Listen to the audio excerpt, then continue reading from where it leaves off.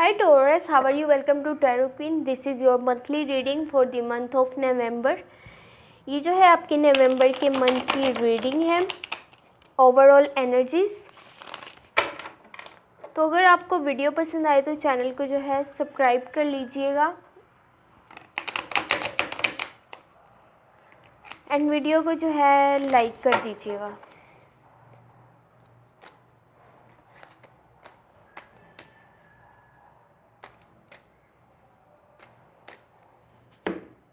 Thank you. Month के first में आपके पास है 10 ऑफ वॉन्ड्स, द जजमेंट,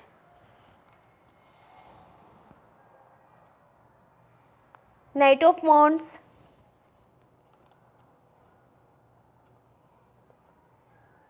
और मंथ के मिड में आपके पास है ace of wands, king of swords, 7 of pentacle,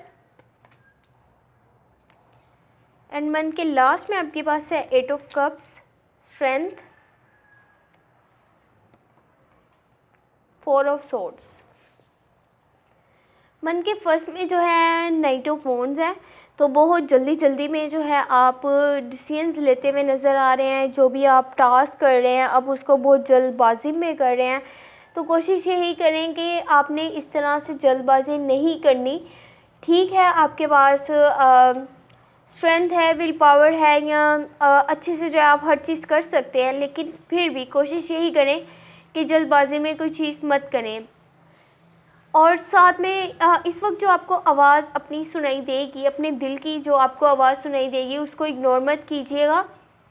ये आपके लिए बेहतर रहेगा, क्योंकि ये वो वक्त है जब आप अगर अपनी दिल से आपने अगर कोई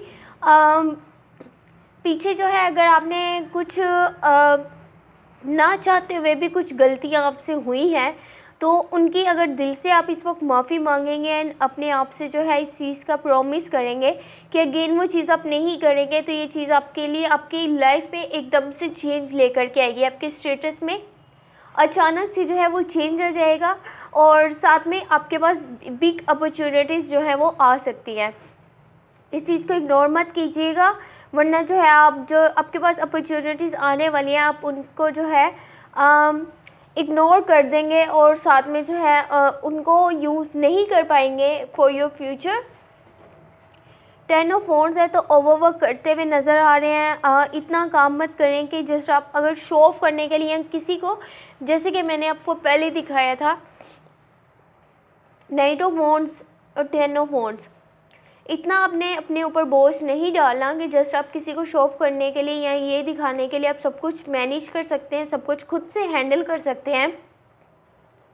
तो इस तरह से आप अपनी सेहत को काफ़ी डैमेज कर लेंगे, और ये चीज़ आपके लिए बेहतर नहीं रहेगी। उतना ही काम करिए जिसकी कि आपको ज़रूरत है, खुद पर यकीन रखिए और बस आगे बढ़ते रहिए। इन ज़ाहिरी चीज़ों को दिखाने की बजाय जो है आपको अपने गोल्स पे फोकस करना है, जिनको कि आप दिल से चाहते हैं। आप दिल से जो है अपनी लाइफ में जो चीज़ करना चाहते हैं, जो आपके ड्रीम्स हैं, जस्ट उन पर आप जो है वो ध्यान करें या फिर अपना फोकस रखें, ताकि आप जो है अपने रास्ते से डिस्ट्रैक्ट जो है वो नहीं हो। मंथ के मिड में जो है किसी को इस तरह का जजमेंट मत पास करिएगा, किसी को इस तरह का ओपिनियन मत दीजिएगा या सजेशन जिसकी कि आपको खुद रियलिटी का जो है वो नहीं पता। आपको उस चीज़ की यहाँ पर थोड़ी नॉलेज की कमी हो सकती है, आपको उससे रिलेटेड नॉलेज अभी नहीं है आपके पास।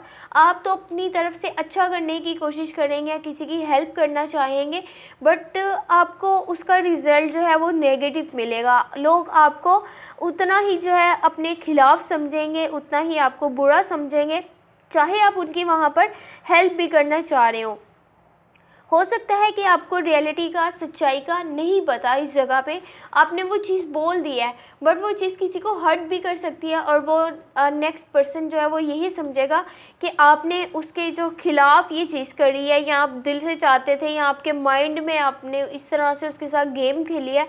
तो इस चीज़ को आप नज़र में रखिएगा कि इस तरह से कुछ भी ना हो।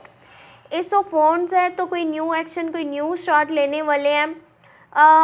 कोई न्यू आप अपनी लाइफ में जो है नेक्स्ट मूव लेने वाले हैं, तो कोशिश यही करें जो भी डिसीजन लेने वाले हैं उसके बारे में अच्छे से बेहतर से आपने सोचना है, समझना है। और दूसरी बात ये कि जितनी अपॉर्चुनिटीज़ आपके पास आ रही है, जितना हो सके उन्हें अपने लिए अच्छे से यूज़ करिए, ताकि फ्यूचर में आपको उनके काफ़ी अच्छे रिजल्ट जो है वो मिल सके।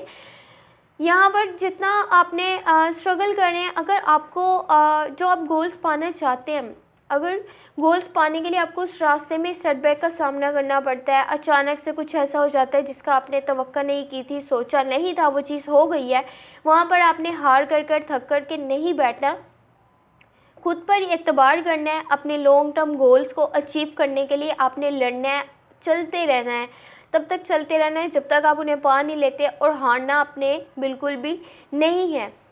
आपके पास जब स्टेबिलिटी है आपके पास, तो आप क्यों इस तरह से एक जगह रुकना चाहते हैं, या आप समझते हैं कि अब मैं कुछ नहीं आगे कर सकता।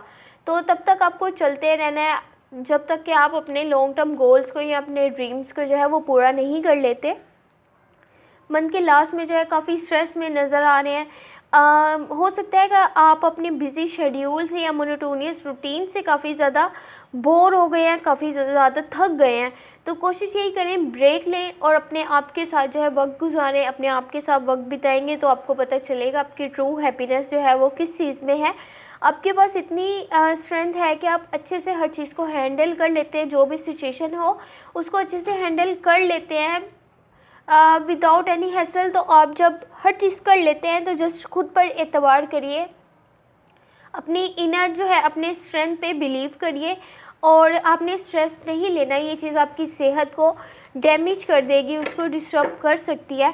तो कोशिश यही करें कि इतना स्ट्रेस मत लें कि आप अपनी आपके लिए हेल्थ इश्यूज़ जो है वो क्रिएट हो जाए।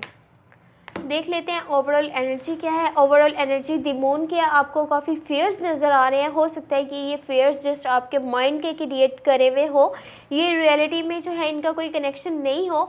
बट कोशिश यही करेंगे, देखें कि आपके आसपास के जो लोग हैं वो आपको डिस्ट्रैक्ट करने की तो कोशिश नहीं कर रहे, आपको भटकाना तो नहीं चाह रहे, या आप जो है फॉल्स फ्रेंड की कंपनी में तो नहीं है। कहीं जो आपके आसपास आपके दोस्त बने हुए हैं वो दिल से आपके दोस्त ना हो, वो जस्ट आपका बुरा चाहते हैं, वो आपके साथ रियल में जो है वो सही नहीं है, ट्रू नहीं है आपके फ्रेंड्स वो। तो कोशिश यही करें, अगर आप यहाँ पर कन्फ्यूज़न को दूर करना चाहते हैं तो आपको रियलिटी को फेस करना पड़ेगा। जब तक आप रियलिटी को खुद से फेस नहीं करेंगे, आपकी कन्फ्यूज़न जो जितनी भी है आपकी है वो दूर नहीं हो सकती। तो जस्ट रियलिटी को फेस करिए ताकि आपकी तमाम कन्फ्यूज़न जो है वो दूर हो जाए और हर चीज़ आपको ठीक ठीक जो है वो नज़र आने लगे, आपको पता चले कि कौन लोग आपके साथ हैं और कौन लोग आपके खिलाफ़ हैं। तो अगर आपको ये वीडियो पसंद आती है तो चैनल को जो है सब्सक्राइब कर लीजिएगा एंड वीडियो को जो है लाइक कर दीजिएगा। Thank you so much, take care, bye bye.